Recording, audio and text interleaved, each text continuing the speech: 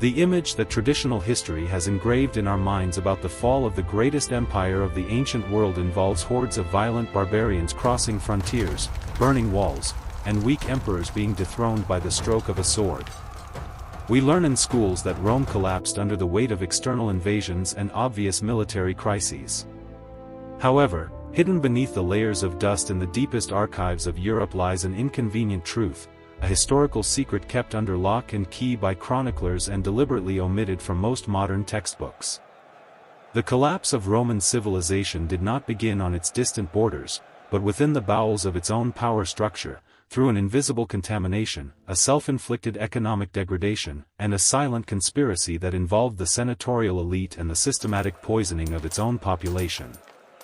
What destroyed the Roman Empire was not the strength of the Germanic peoples, but a devastating secret that corroded the foundations of society from the inside out, turning the once glorious capital of the world into a deadly trap where human survival itself became impossible. If you wish to unravel the mystery that official historians have tried to soften for centuries, watch this documentary until the end and discover how the greatest empire on earth orchestrated its own terrible annihilation. If you want to uncover the dark truths of history that have been hidden from the public eye, subscribe to our channel now and turn on notifications so you never miss an investigation. To truly comprehend the magnitude of the secret that brought down the Roman Colossus, it is absolutely necessary to strip away the romanticized vision of white marble palaces and senators in pristine togas that popular culture has solidified over generations. At the height of the 2nd century after Christ, Rome appeared completely invincible to the naked eye. Its paved roads connected Britannia to Egypt, its armies marched with surgical precision, and global commerce flowed directly into the Mediterranean Sea, which was ironically baptized as Mare Nostrum. Underneath the surface of this unprecedented opulence, however, a mechanism of self-destruction had already been triggered, operating invisibly to the ordinary citizens and omitted from the official accounts of the imperial scribes. The first major crack in the Roman structure did not come from foreign spears or arrows, but from a desperate and fraudulent economic decision made in the very heart of the imperial palace. The empire suffered from a chronic shortage of precious metals, which was severely exacerbated by a massive trade deficit with the Far East. Every single year, tons of gold and silver flowed continuously out of the empire in exchange for silks, spices, and superfluous luxury items destined exclusively for the upper aristocracy. To finance the growing public bureaucracy, maintain the lavish lifestyles of the court, and pay the wages of hundreds of thousands of legionaries, the emperors resorted to a secret practice known to economic historians as the debasement of the currency. During the prosperous reign of Augustus, the denarius, the silver coin that sustained the commerce of the entire known world, was composed of nearly 100% pure silver. However, as the state's expenses grew exponentially and the Spanish and Balkan mines began to face severe exhaustion, the Roman government initiated a system of institutionalized counterfeiting. Nero was the first to subtly reduce the silver content to squeeze more coins from the same amount of metal. Decades later, emperors like Marcus Aurelius and, in a much more drastic manner, Septimius Severus, ordered the imperial mints to mix heavy amounts of copper and bronze into the pure silver, maintaining the shiny appearance of the denarius through superficial chemical baths. The average citizen living in the distant provinces or walking the crowded streets of the Subura district did not notice the physical change immediately, but foreign merchants and astute bankers noticed it instantly. Inflation skyrocketed to astronomical levels across all territories.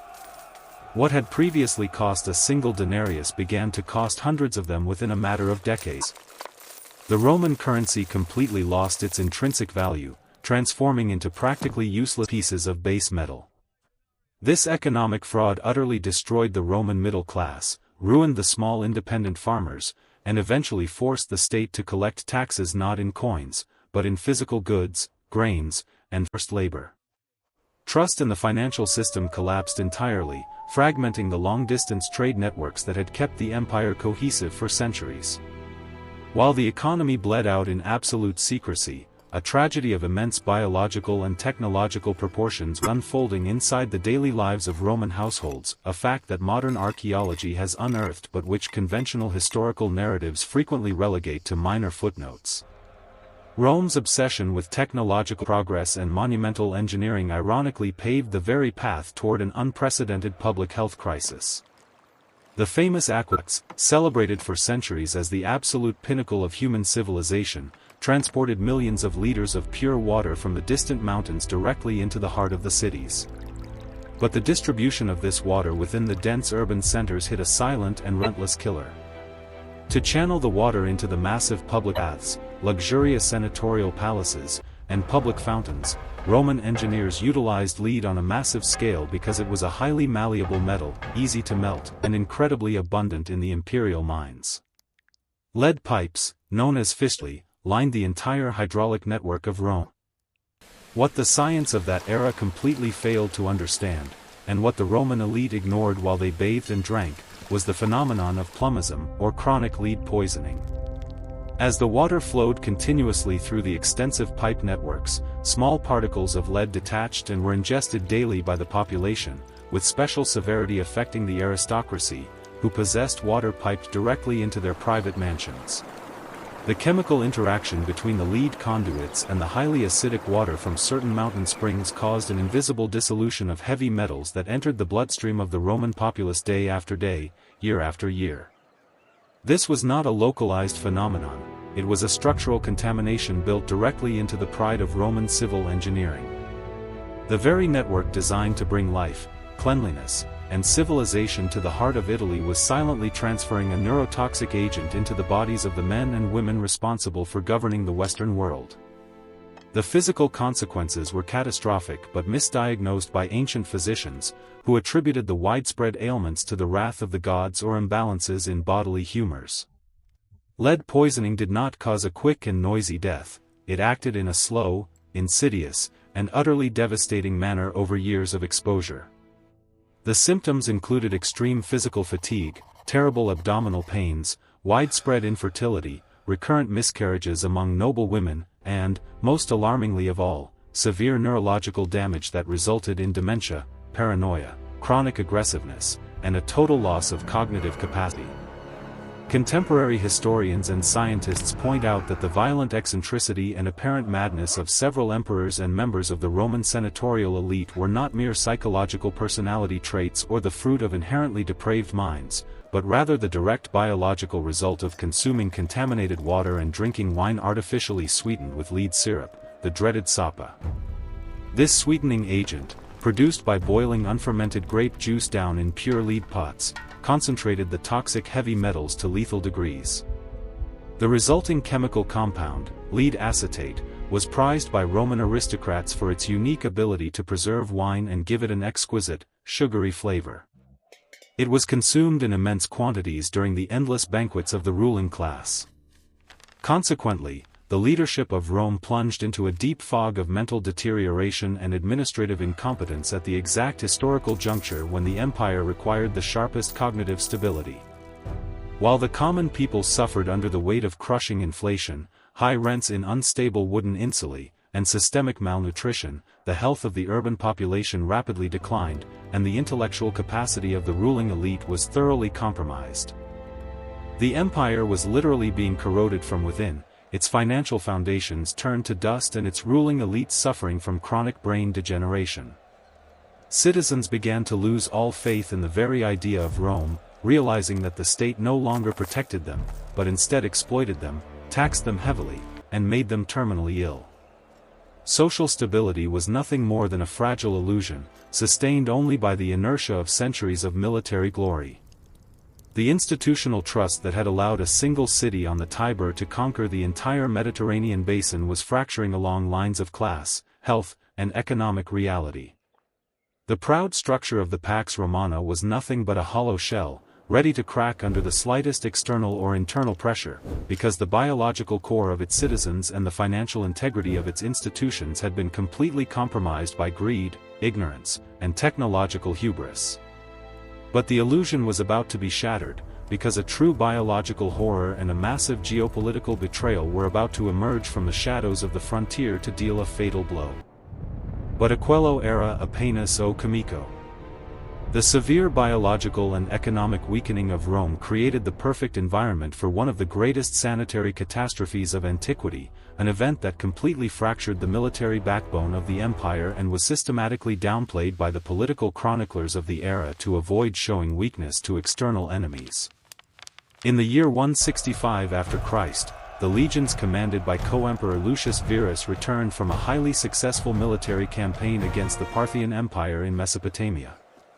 They brought with them the spoils of war, the immense pride of victory, and, completely unbeknownst to them, an invisible and lethal passenger that would permanently alter the course of human history, the Antonine Plague. Modern epidemiological studies suggest that the disease was an extremely virulent form of smallpox or measles, for which the population of the Roman world possessed absolutely no natural immunity. The plague spread like wildfire along the extensive Roman road networks and the busy maritime trade routes. Within a few months, the very infrastructure that had once been the ultimate pride of Rome became the highway for its own destruction. Entire cities were completely depopulated, leaving streets silent and homes filled with corpses. At the very peak of the epidemic, it is estimated that more than 5,000 people died every single day in the city of Rome alone. The bodies of the poor were thrown into the Tiber or piled up in mass graves outside the walls, while the smoke from funeral pyres darkened the sky for months on end. The impact on the Roman legions was nothing short of cataclysmic. The professional army, the unyielding barrier that had kept the Germanic tribes away for centuries, lost up to a third of its active effectives in several key frontier regions. Remote outposts along the Rhine and Danube rivers became open-air cemeteries. Without experienced soldiers to patrol the borders, the empire suddenly found itself completely vulnerable to infiltration. Marcus Aurelius, the philosopher-emperor, was forced to personally auction off the treasures of his own imperial palace to recruit slaves, gladiators, and even barbarian mercenaries to fill the massive gaps left by the plague in the ranks.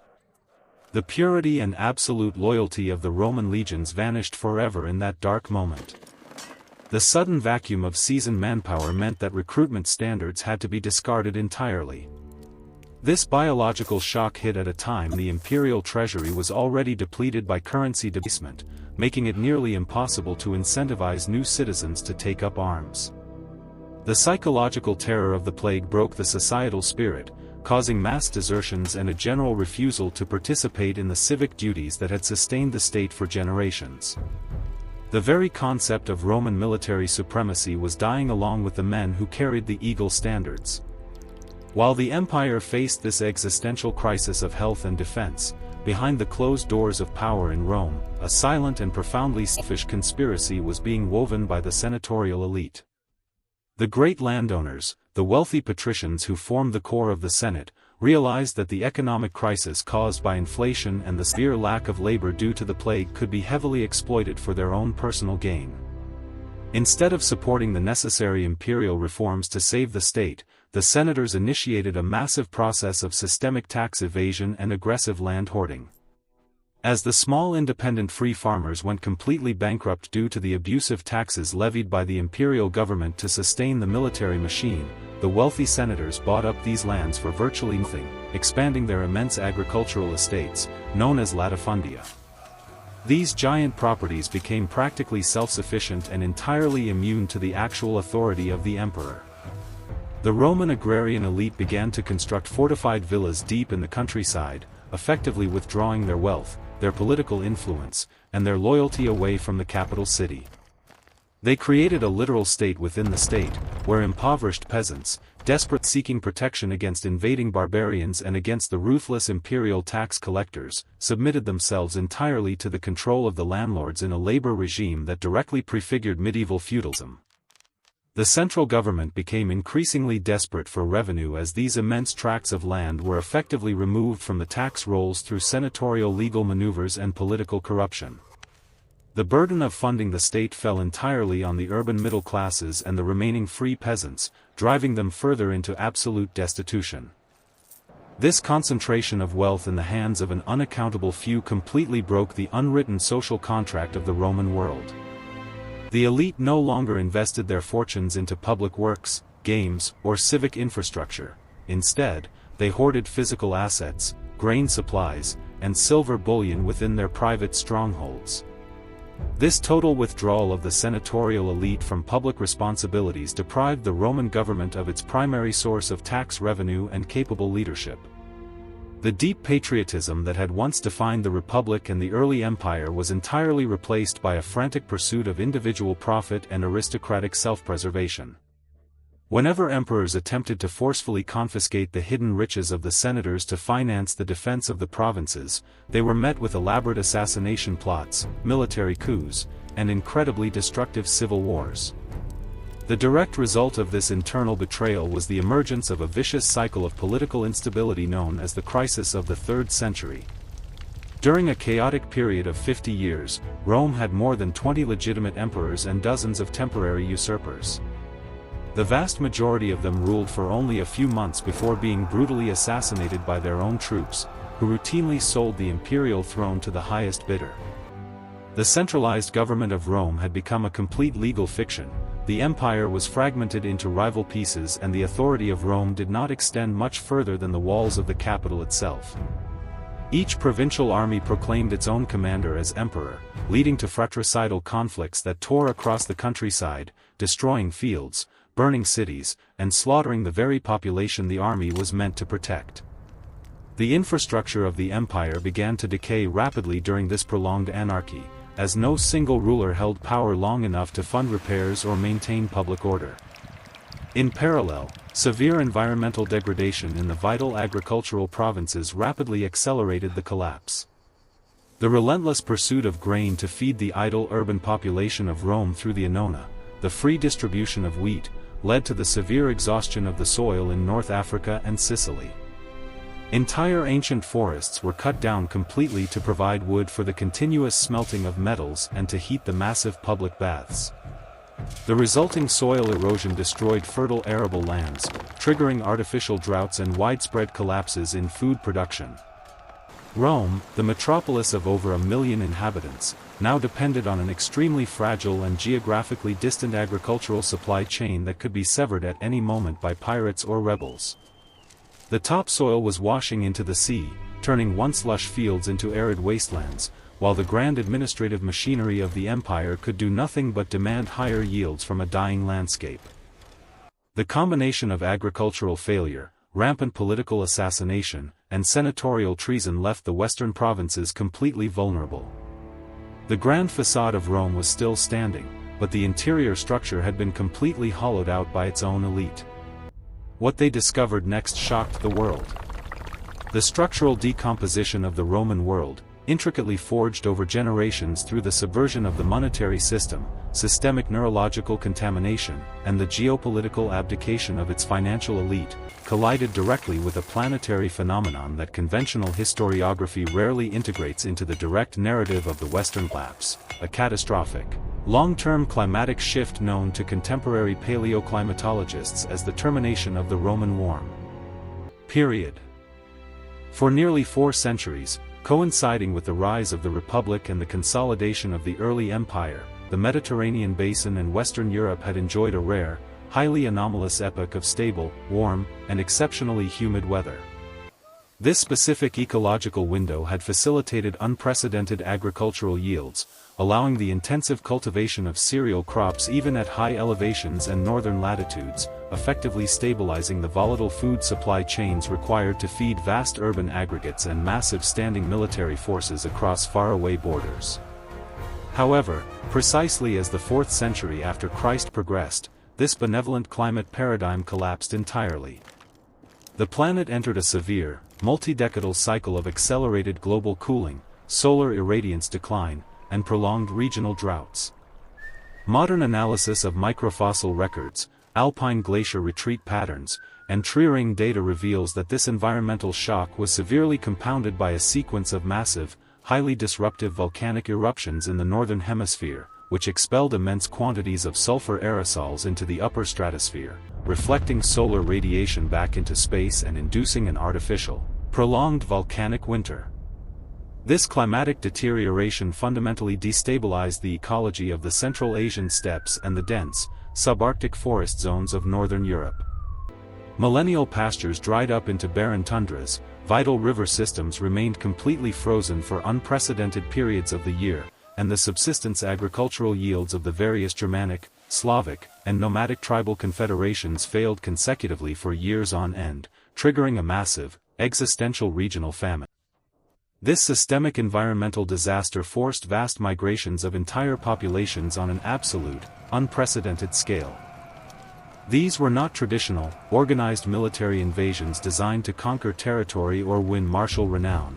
They were desperate, mass movements of millions of men, women, and children fleeing certain starvation, ecological death, and the ruthless, terrifying advance of the Huns, a highly militarized, nomadic warrior people from the deep Asian interior who had themselves been driven from their traditional pastoral lands by the very same global climate collapse.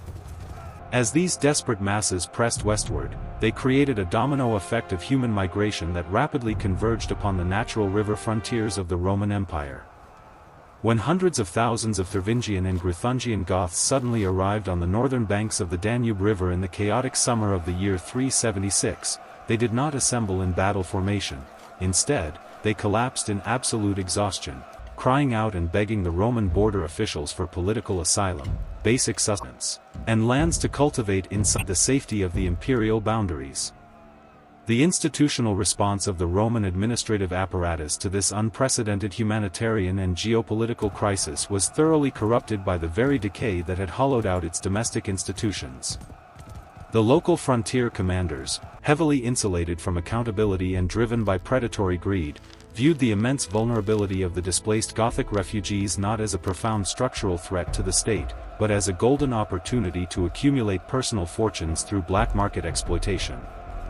Imperial officials explicitly monopolized the distribution of emergency grain supplies provided by the central state, artificially hyperinflating the price of basic food items to astronomical levels.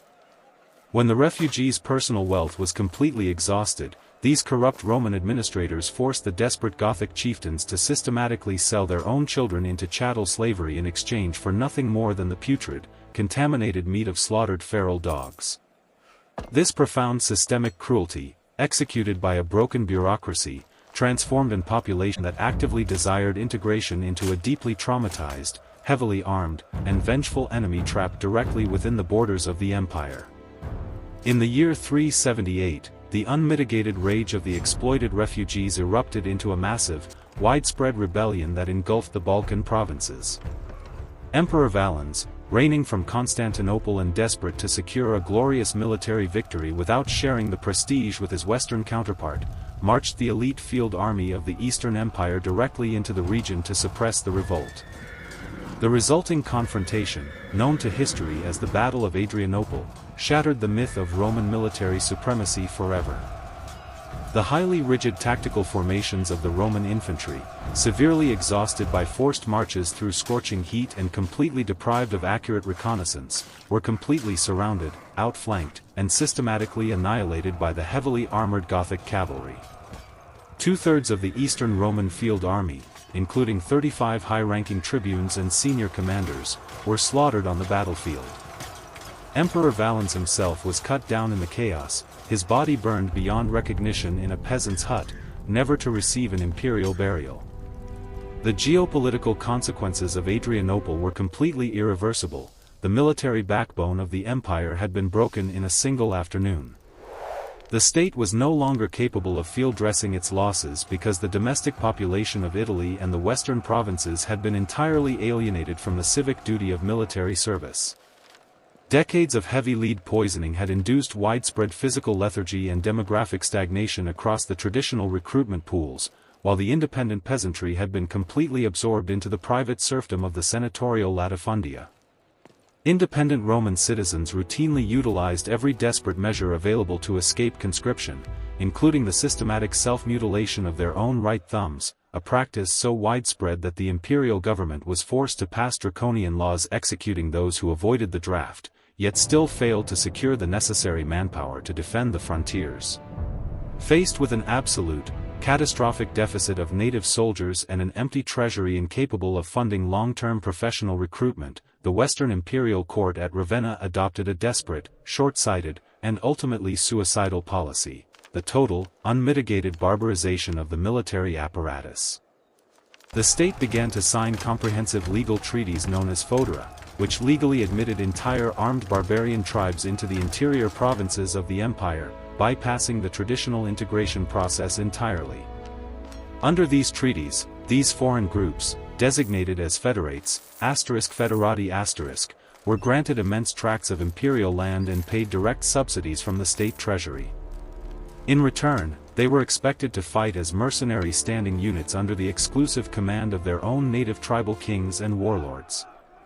The legendary Roman army, which had functioned for centuries as the absolute pinnacle of technological discipline, engineering prowess, and cultural assimilation, transformed almost overnight into a fragmented, highly volatile coalition of foreign mercenaries.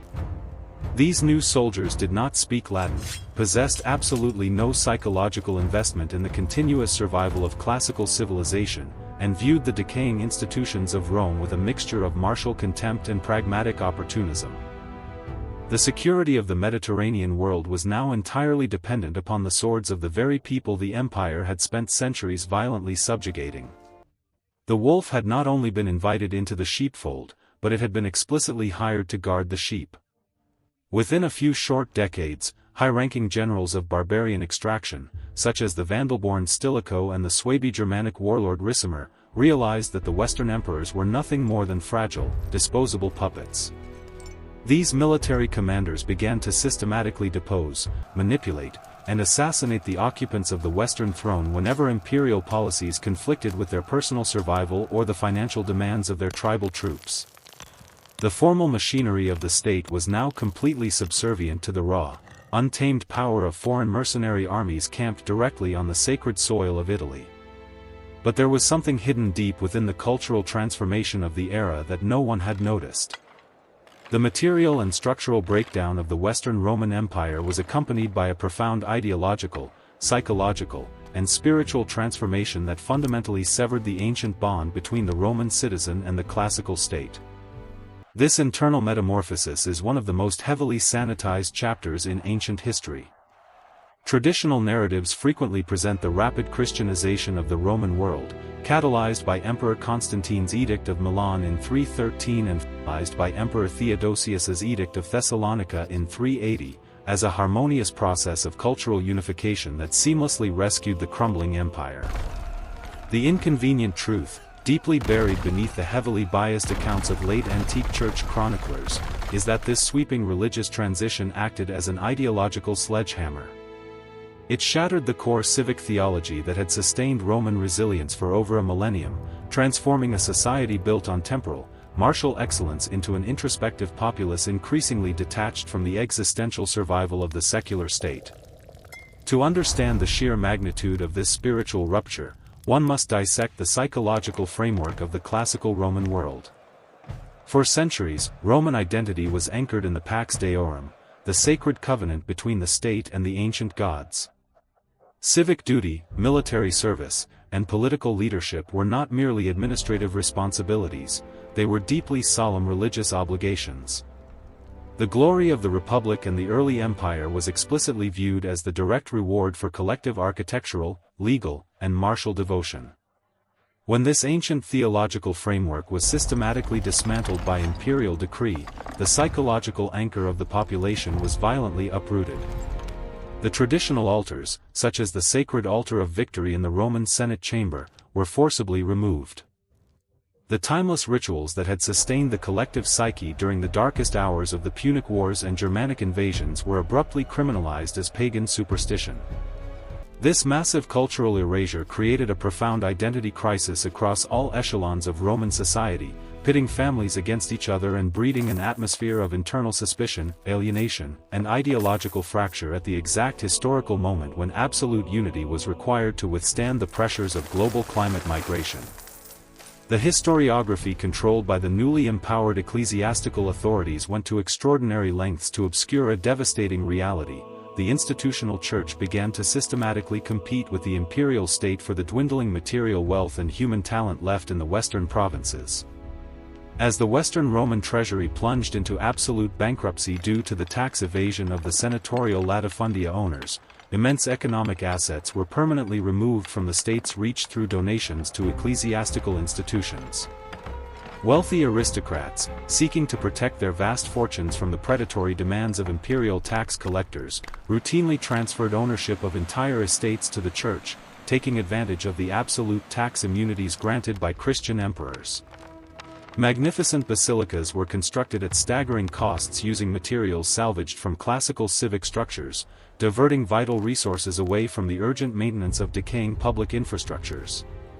The roads that connected the provinces were left to crack, bridges collapsed into rivers without hope of repair, and the legendary aqueducts began to leak and fail across Italy because the municipal funds required for their continuous engineering maintenance were increasingly absorbed by a vast, non-productive religious hierarchy. Furthermore, this spiritual shift triggered an unprecedented brain drain from the upper tiers of Roman public administration and military leadership. For over 1,000 years, the absolute pinnacle of achievement for a talented Roman patrician was to serve as a magistrate, a diplomat, or a legionary commander, dedicating his cognitive and physical capabilities to the expansion and defense of the state.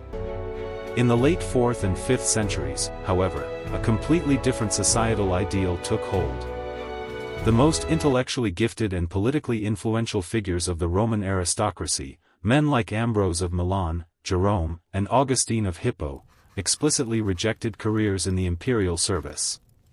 Instead, they channeled their immense rhetorical and administrative talents into ecclesiastical politics, theological disputation, or monastic seclusion in the distant deserts of Egypt and the Levant.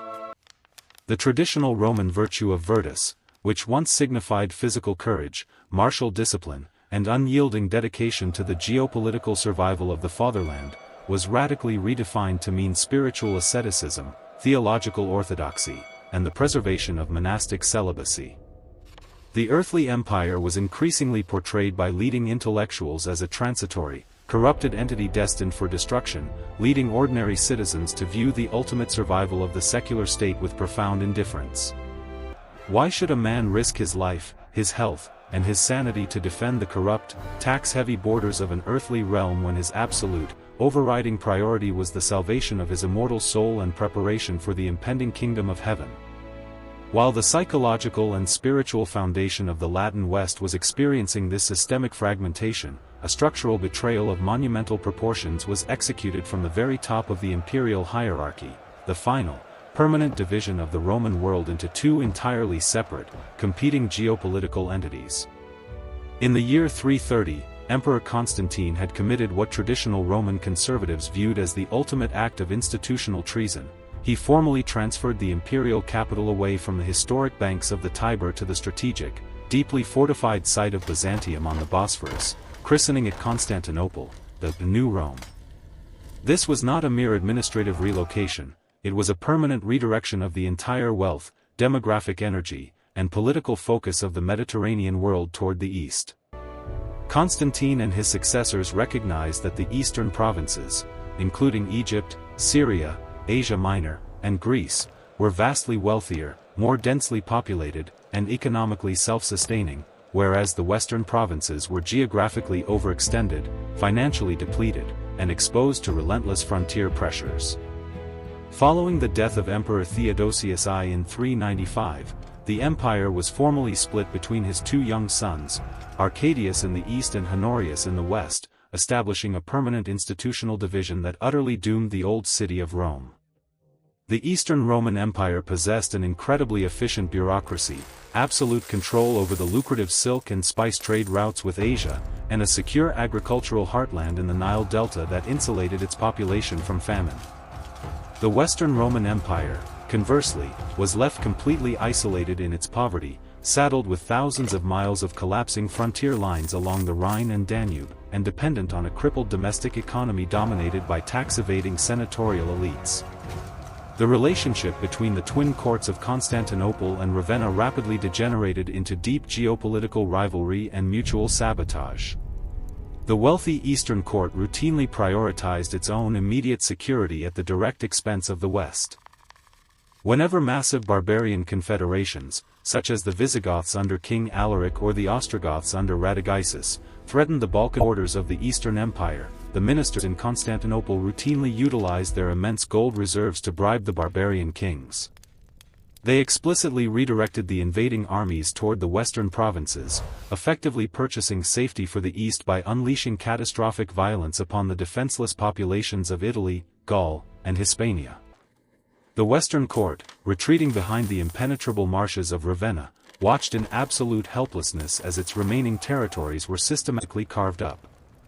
The internal chroniclers, working under strict imperial censorship, went to extraordinary lengths to construct alternate reality in their official writings.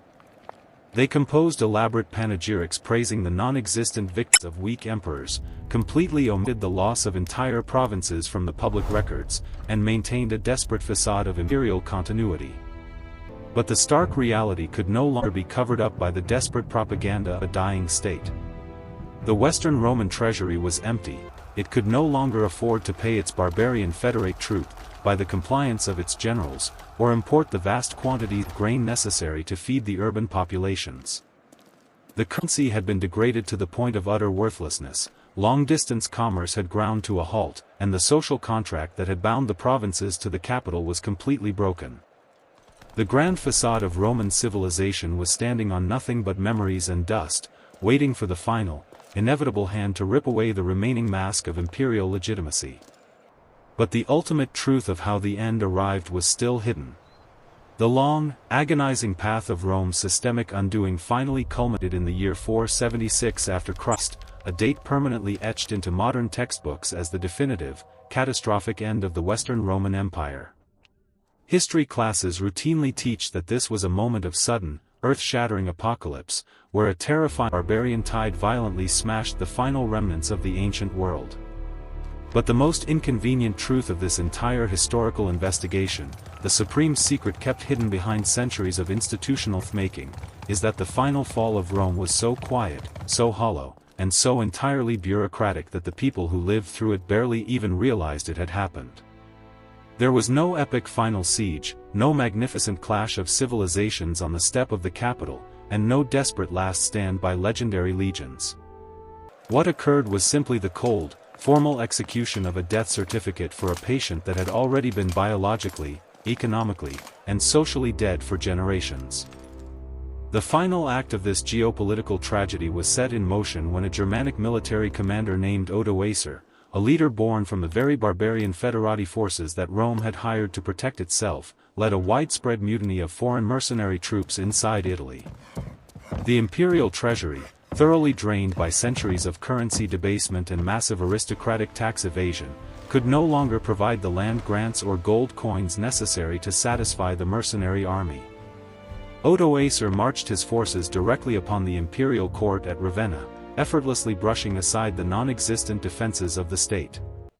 He deposed the reigning Western emperor, a helpless, teenage boy who ironically bore the name Romulus Augustulus, a tragic historical parody combining the names of Rome's mythical founder, Romulus, and its magnificent first emperor, Augustus. Yet, Odoacer did not unleash a bloody sack of the city, nor did he declare himself the enemy of classical civilization. In an act of chilling pragmatic contempt, Odoacer did not even bother to appoint a new puppet emperor to the Western throne. Instead, he systematically packed the sacred imperial regalia, the golden crown, the royal purple robes, the ivory scepter, and the official state seals, into a series of leather travel cases. He sent these supreme symbols of global majesty across the sea to Constantinople, delivering them directly to the Eastern Roman Emperor Zeno. The accompanying diplomatic message from Odoacer was brutally simple: the Western world no longer required a separate emperor, one ruler in the East was more than sufficient to govern the remaining Roman space, and Odoacer would henceforth manage the domestic administration of Italy merely as a military patrician operating under Constantinople's distant authority. This calculated diplomatic maneuver exposes the rawest nerve of the Western collapse. Imperial office was not destroyed by external conquest, it was simply disbanded as a useless, expensive luxury. To the average citizen walking the streets of Italy in the autumn of 476, daily life remained absolutely indistinguishable from the day before. The wealthy senators, still heavily insulated within their expansive, lead-poisoned latifundia, continued to meet in the Roman Senate House, wearing their pristine togas and passing meaningless resolutions that carried no real authority. The local municipal courts continued to issue legal rulings based on ancient Roman law, and Christian bishops continued to hold services in the grand public basilicas. The state did not end with a spectacular bang, but with the quiet scratching of a pen on a distant diplomatic dispatch. The true, horrifying collapse of Rome was not a singular political event, but a slow, decades-long process of material, cultural, and environmental dismantling that followed the formal end of the empire. Once the central administrative machinery was entirely dismantled, the fragile economic illusions that had sustained the western Mediterranean basin vanished into thin air. Without an imperial government to aggressively enforce the value of the degraded currency, money completely ceased to function as a medium of exchange across the provinces. Long-distance commerce, which had once safely transported grain, oil, and manufactured goods across thousands of miles of paved roads and protected shipping lanes, ground to an absolute halt.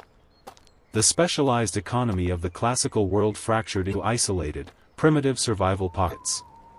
As the complex infrastructure disintegrated, a catastrophic demographic collapse transformed the magnificent metropolises of the ancient world into hollow, silent architectural tombs. The legendary aqueducts, which had once carried millions of gallons of water into the hearts of cities, were systematically broken by roaming mercenary bands or fell into disrepair due to a total lack of engineering maintenance. Without water, the immense public baths became dry stone husks, and the extensive urban sanitation networks completely failed. Epidemics of waterborne illnesses and widespread famine tore through the dense urban populations, forcing millions of people to permanently abandon the cities. The city of Rome itself, which at its absolute peak during the Pax Romana had proudly sustained a vibrant population of well over 1 million inhabitants, experienced a heartbreaking, apocalyptic decline.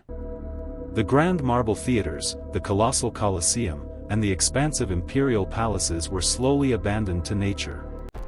Weeds, ferns, and thick brush grew over the sacred paving stones of the Roman Forum, where the destiny of the world had once been decided by orators and statesmen.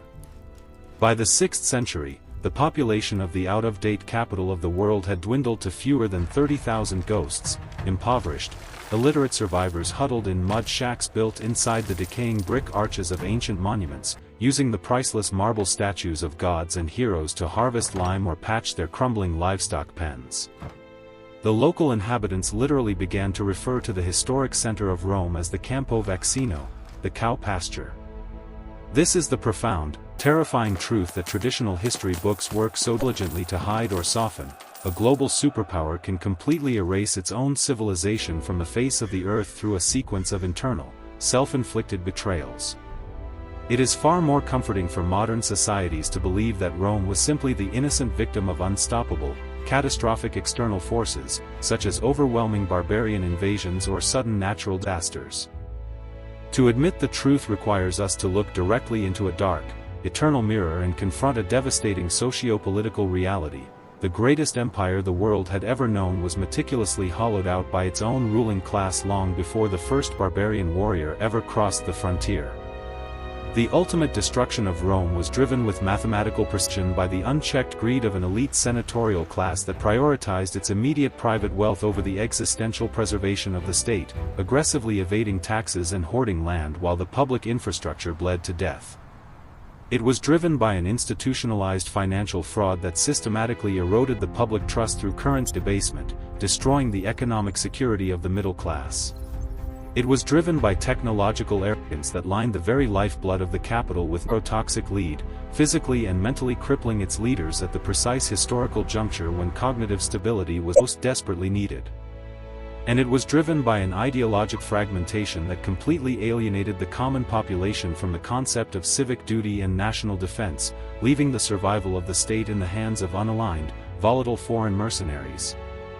The skeletal marble ruins that still dot the modern landscape of Europe and the Mediterranean basin are not mere tourist destinations or beautiful monuments to a bygone era, they are silent, urgent warnings echoing across 1,500 years of human history. They stand as a testament to the absolute reality that when the core foundations of institutional trust, public health, and shared civic responsibility are entirely sacrificed at the altar of elite self-preservation and systemic corruption, the eventual collapse of a civilization is not only inevitable, it is entirely self-inflicted. The mechanisms of ruin that brought down the Roman world were built by Roman hands, financed by Roman greed, and hidden by Roman pride. As our modern world navigates its own complex era of profound financial instability, extreme climate shifts, rising elite unaccountability, and systemic public health crises, we are forced to confront an urgent, unsettling question. Are we truly analyzing the hidden mistakes of the past to safeguard our collective future, or are we blindly executing the exact same internal mechanisms of decay that silent centuries ago turned the marble capital of the world into a deserted pasture? The secrets of history are never truly dead, they are living blueprints, waiting in the deep shadows of the archives to teach their terrifying lessons to anyone who possesses the courage to look past the comforting lies of official narratives. If this deep, investigative journey into the hidden biological, economic, and political secrets behind the fall of the Roman world has permanently altered the way you view the rise and collapse of global superpowers, do not let this investigation end here. We invite you to join our growing global community of truth seekers. Haul this hidden history out into the light by clicking the like button, sharing this video across your networks, and subscribing to our channel with notifications turned on so you never miss our upcoming cinematic documentations. The historical record is vast, and many more uncomfortable truths remain buried in the deepest vaults of human memory, waiting to be uncovered. What other deeply guarded secrets of the ancient world do you believe have been systematically erased from modern textbooks to protect the narratives of the present? Do you see the warning signs of Rome's internal decay operating within our contemporary global institutions today? Leave your analysis, theories, and perspectives in the comments section below, engage in the crucial discussion with fellow viewers, and prepare yourself for our next deep dive into the darkest mysteries of the past.